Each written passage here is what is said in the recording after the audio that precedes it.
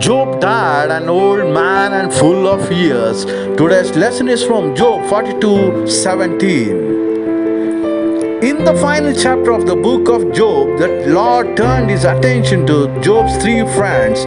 They were wrong to accuse Job of having unconfessed sin in his life. They had spoken incorrectly about God's reason for Job's loss and pain, and the Lord was angry about their misrepresentation of Him. God demonstrated grace to them by having them offer sacrifices and having Job pray for them. What is of note here is that the Lord accepted Job's prayer.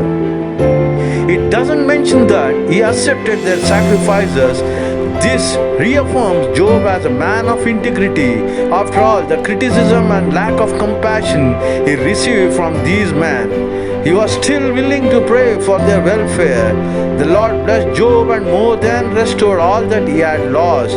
He lived for another 140 years and was able to see several generations of children. As we sat with Job, we felt his pain, his loss, his heartache, and his frustration. Yet through it all he continued to seek God for his answers because of his great faith. His Iphadat is very similar to two other patriarchs of faith, Abraham and Isaac. Through Job's debate with his friends, we discovered that he understood something about the need for an arbitrator, advocate, and intercessor, a redeemer, the certainty of the resurrection, and what it meant to walk with God.